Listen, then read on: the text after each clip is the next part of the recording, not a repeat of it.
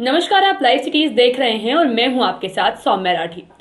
Corona काल के दौरान जब जब सरकार के द्वारा कोई गाइडलाइंस जारी की जाती है तब मास्क कितना जरूरी है इस बात को दोहराया जाता है। लगातार लोगों से इस बात का आग्रह किया जाता है कि वो बिना मास्क के अपने घर से बिल्कुल भी ना निकले और लोग मास्क को गंभीरता से लिए मास्क को किस तरीके से इस्तेमाल किया जाना है ये भी समझाया जाता है कि कौन सा मास्क ज्यादा बेहतर है, लोगों को मास्क किस तरीके से इस्तेमाल करना चाहिए और साथ ही साथ मास्क लोगों के चेहरे से ना उतरे इसके लिए फाइन्स भी जारी किए गए हैं सरकार की तरफ से कि अगर बिना मास्क के लोग घूमते हुए नजर आएंगे तो उनसे फाइन भी वसूला जाएगा। लेकिन अब बच्चों के लिए मास्क से जुड़े नियम में कुछ बदलाव किए गए हैं और छोटे बच्चों को जो 5 साल से कम की उम्र के बच्चे हैं उन्हें मास्क को लेकर छूट दी गई है। साथ ही साथ 6 से 11 साल के बच्चों के लिए भी अब नियम लागू किए गए हैं कि वो मास्क उतना ही पहने जितनी देर वो उसे बर्दाश्त कर सकते हैं। लेकिन 12 साल से ज्यादा जिनकी उम्र है उन बच्चों के लिए कुछ अलग नियम है।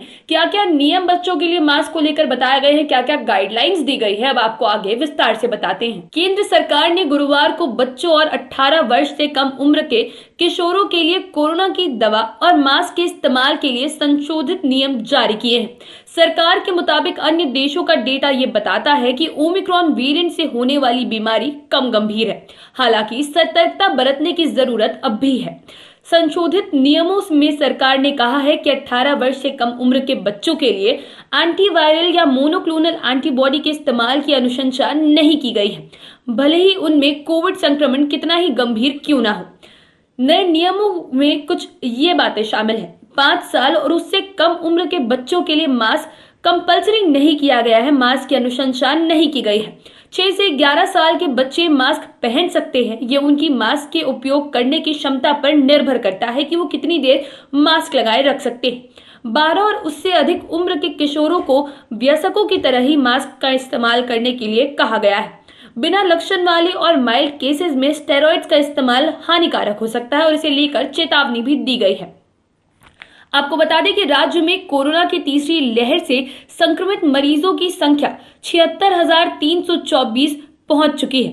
पहली लहर के दौरान इतने केस मिलने में 137 दिन लगे थे, तो वहीं दूसरी लहर में 29 दिन। महामारी की तीनों लहरों में फर्क ये है कि तीसरी लहर पहली दोनों के मुकाबले काफी तेजी से फैल जरूर रही है, लेकिन उतनी घातक नहीं है। तीसरी लहर में सुकून भरी बात यह है कि मौतें इस बार पिछली लहर के मुकाबले काफी ज्यादा कम है। अगर आंकड़ों की बात की जाए तो 76% कम मौतें दर्ज की गई है। इस बार भले ही पहली 2 लहरों के मुकाबले ज्यादा केसेस सामने आ रहे हैं, लेकिन ओमिक्रॉन के जो लक्षण हैं उनकी वजह से माइल्ड सिम्टम्स देखे जा रहे हैं लोगों में, उतना ज्यादा घातक ये वेरिएंट नहीं है। इसीलिए इस बार लोग ज्यादा जल्दी ठीक होकर घर लौट रहे हैं। जितने मरीज रोज मिल रहे हैं उससे ज्यादा उन मरीजों की संख्या है जो ठीक होकर घर लौट रहे हैं और ये बहुत ज्यादा राहत की बात है, क्योंकि जिस हिसाब से ओमिक्रॉन की वजह से केसेस बढ़ना शुरू हुए थे बिहार में, जिस तरीके से तीसरी लहर ने प्रवेश किया था, लोग काफी ज्यादा घबरा गए थे, क्योंकि जिस हिसाब से संक्रमण फैल रहा था ऐसा लग रहा था कि पूरा बिहार इसकी चपेट में आ जाएगा। हालांकि सरकार ने जब से नई गाइडलाइंस जारी की, कुछ पाबंदियां लगाई, उसके बाद केसेस भी नियंत्रण में है। कोविड संक्रमण पर भी नियंत्रण हासिल करने में कुछ हद तक हम जीत पा रहे हैं और केसेस की संख्या अब लगातार कम भी हो रही है। हम ये सब कुछ भी देख रहे हैं। साथ ही साथ कोरोना के साथ साथ ठंड की वजह से भी लोगों के बीमार पड़ने की जो संख्या थी वो काफी ज्यादा बढ़ गई थी। अस्पताल में पहुंचने वाले मरीजों की संख्या इतनी थी कि बेड्स कम पड़ रहे थे। ऐसे में स्थिति काफी ज्यादा चिंताजनक हो गई थी, लेकिन अब धीरे धीरे ही सही लेकिन सुधार हो रहा है और ये देखा जा रहा है कि पहले की 2 लहरों के मुकाबले तीसरी लहर में चीजें जो है वो काफी ज्यादा बेहतर इस एक पहलू से है कि इस बार लोगों की जान कम जा रही है, मौत कई गुना कम दर्ज की गई है। इस बार 76%, जैसा कि हमने आपको बताया कि दूसरी लहर के मुकाबले 76% कम मौतें अब तक दर्ज की गई है।